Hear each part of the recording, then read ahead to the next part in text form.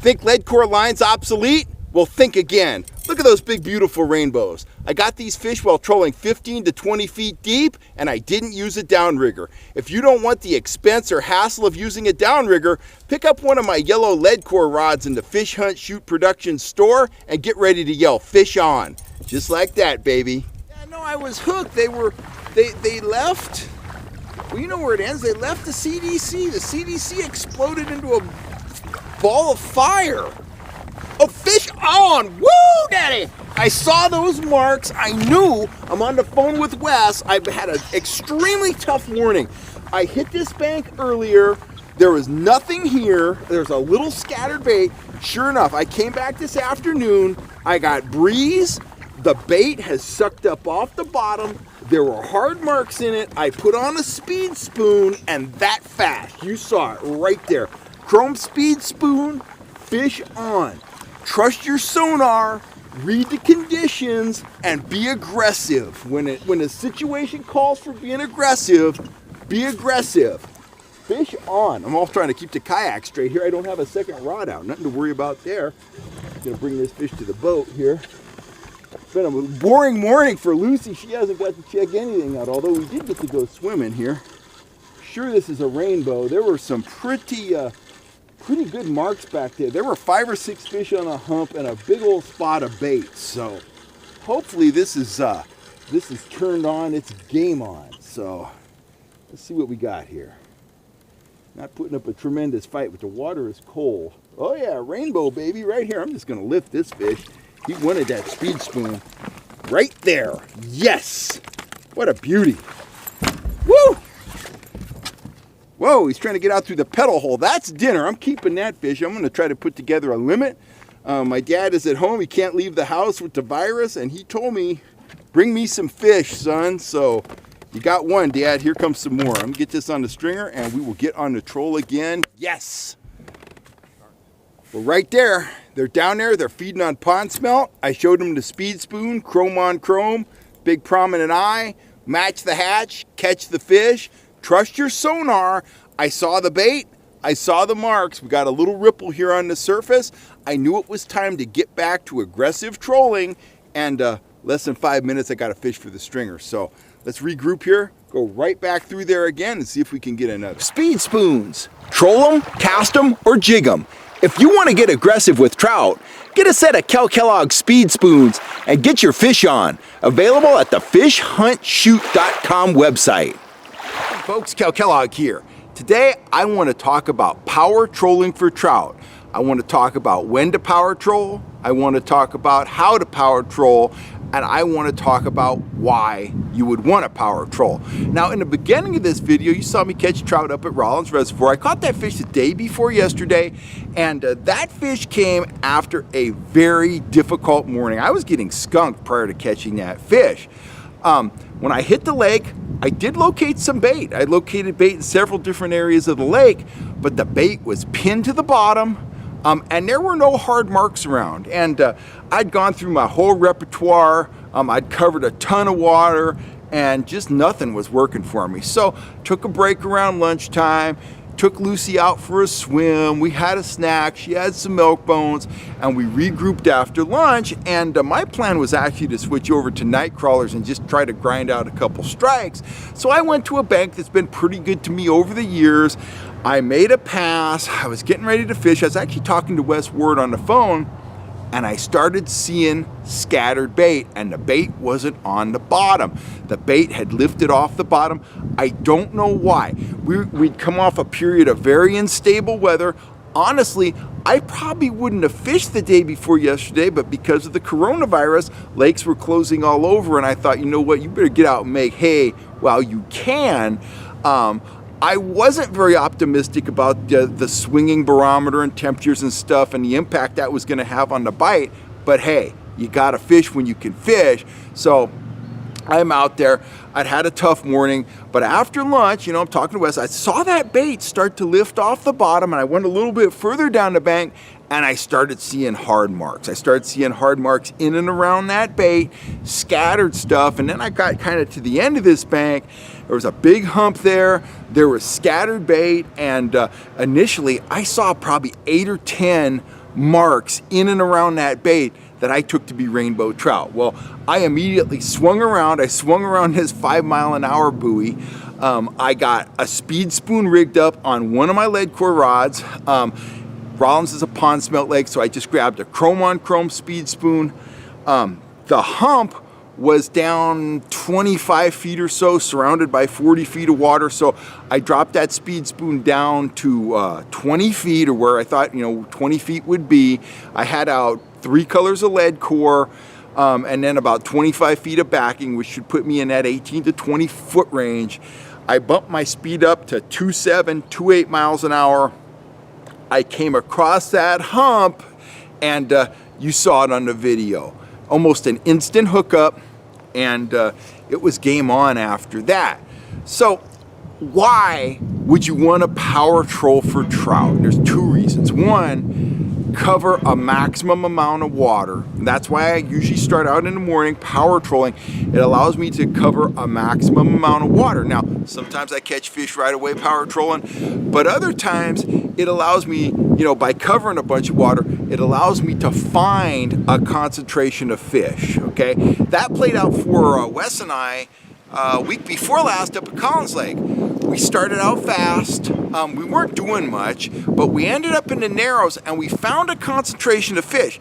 They wouldn't respond to speed spoons and mag lips and stuff like that, but we found the fish relatively quickly, and then we started experimenting on them, and we figured out how we could catch them. And it didn't open the floodgates for us, but we did end up with a pretty good day, a couple fish over 3 pounds, and a very productive outing overall. But really, kind of the cornerstone start of that success was power trolling until we located those fish, kind of taking their temperature and then adapting to what they were telling us. Okay, so reason number 1 is covering water. Reason number two is that power trolling, when you do find some aggressive fish that want to feed, fish that are willing to chase, it allows you to rack up strikes very quickly.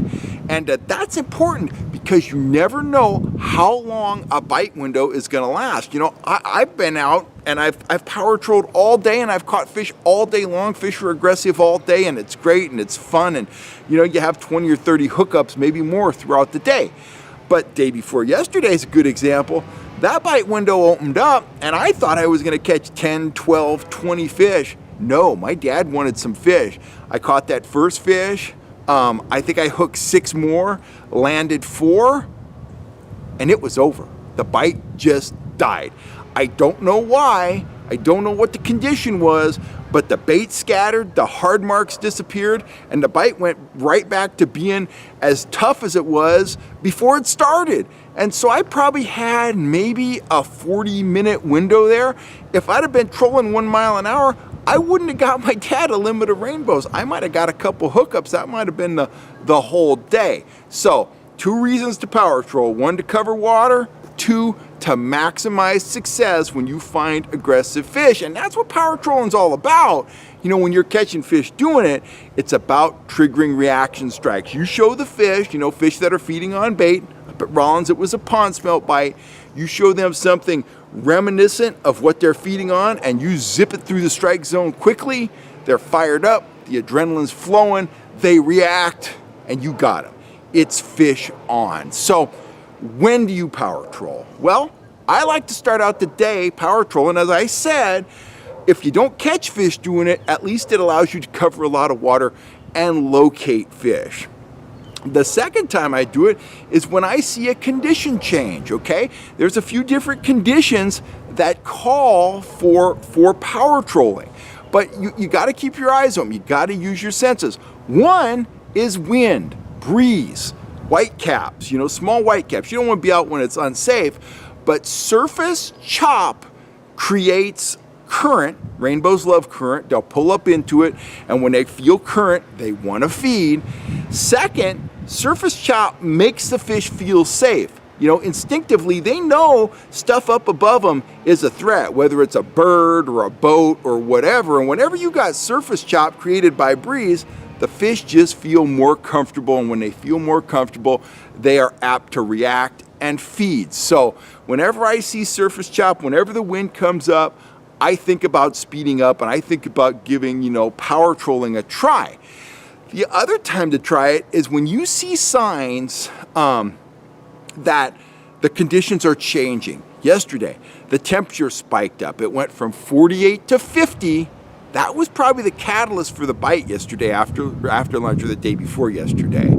Temperature went from 48 to 50, and I started seeing the marks on my sonar. And when I saw those marks, when I saw that bait pull up, when I saw the fish, marks in that bait, I knew it was time to up my speed and start power trolling. Does it always work out that way? No. Sometimes you'll see the marks and you still won't be able to get them to go. But if you see marks like that, get the slow stuff off your line, speed up, show the fish, an aggressive presentation, and see if you can get them to go. So what lures do I use for power trolling? And I'm going to tell you straight away, I am biased, but having said that, my main consideration is getting strikes and getting as many strikes as I can when I'm power trolling. So my number one spoon for that work is a spoon I developed myself. It is called the Speed Spoon. They're big, they're dense, they work great from 2.5 to 4 miles an hour. They track true. I know right where they are in the water column, and they have proven to be extremely effective at tempting fish that are in an aggressive mindset, fish that want to go, fish that want to feed. This will trigger reaction strikes from those fish. Now, I do use other spoons. This one it needs no introduction to anybody, really. Neither one of these do. One is the 1/6 ounce Speedy Shiner. It is a winner. It's been a winner for a long time. It's a great power trolling lure. And the other one is the Max Lure Humdinger. You get this thing up above 2.5, and it is a very deadly lure. It's a great lure for power trolling. Both of these track true, just like my Speed Spoons. They work real well. A lot of spoons, they don't work well for power trolling, for speed trolling. Stuff like, those little things that Sepp used to market, his little lure, or needlefish, or stuff like that, the old Rainbow Runner.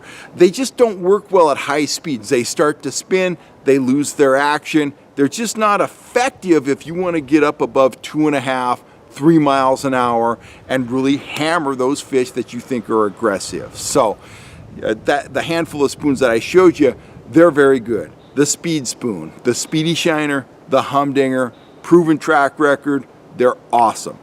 Plugs have a place in this mix too. What would a trout tackle box be without a Rapala? Now, Rapalas are great. They work great at 2.5 to 4 miles an hour. Obviously, they have a great minnow profile. They work very well. The downside of using a plug is that they dive, and you have to consider that whether you're trolling with a downrigger or you're trolling with lead core. You have to factor in how deep the plug is diving, because knowing the exact depth of your plug is very important. Those fish I got at Rollins the day before yesterday, they were about 25 feet deep. They were surrounded by 40 feet of water, and you had to get your lure very close to those fish without hitting the bottom in order to hook up. There's a bunch of wooden stuff down there. If you hit the bottom, you're probably going to snag. So knowing where the lure was in the water column was important. So if you're going to power fish with or power troll with plugs, you need to know how much the plug is diving behind your lead core or behind your downrigger ball. The other plug that works very well is the Yakima Bait Mag Lip. Again, they dive. You got to know where they are in the water column, but this lure is super versatile. You control these slow or fast. The skip beat action, it is a great trigger when the fish are aggressive, when you're trolling quickly. But again, you got to play with these a little bit. You got to know where the plug is in relation to your downrigger weight or to the end of your lead core line. But with a little experience, that's not a huge problem. Now for me, I like to pull spoons. When I'm power trolling, most of the time I'm pulling spoons because I don't have to deal with, kind of calculating the dive. And like I say, I just use a handful of them. I use my Speed Spoons. I use those almost exclusively now because, It's the spoon that I developed for doing that work. But you can also use speedy shiners, you can use the humdingers. To some extent, you can use crocodiles, although some guys tell me they have a lot of problems with line twists when they're using crocodiles when they're trolling fast. I haven't experienced that, but some guys do. So anyway, that is power trolling for trout in a nutshell. I know there's a lot of guys out there that are reluctant to do it. A lot of guys are locked into that. I troll at 1.5 mile an hour, range, and I catch fish doing it. Absolutely. You can catch a lot of fish trolling at those traditional low speeds. But if you put power trolling into your repertoire, you're going to catch more fish. You're going to have an easier time locating fish, and when you find fish that want to go, you're going to catch more and bigger trout because you're going to expose that lure to a lot more, potential hookups in terms of putting it in front of more fish. More fish you put that lure in front of when they're aggressively feeding, the more fish you're going to hook and the more fish you're going to catch. It's as simple as that. Well, I've blabbered long enough. If you are looking for your own set of speed spoons, click on over to the Fish Hunt Shoot Production store. There's a link here somewhere. We will get a set out to you. They come in 6 colors. They are absolutely devastating on aggressive fish. They're a great lure for covering water. They're a great lure for trolling between 2.5 and 4 miles an hour. I swear by them. If you have speedy shiners in your box, by all means use those. Humdingers, Rapalis, that stuff will work too.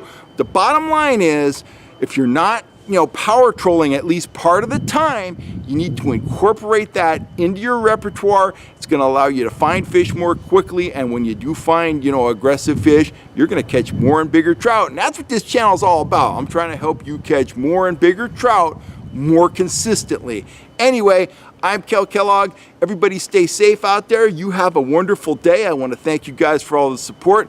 Please subscribe to the channel and hit that little bell notification so you'll always know what I'm talking about on YouTube. And I will catch you next time right here on the Fish Hunt Shoot Productions YouTube channel. I'm Kel Kellogg. I will see you later.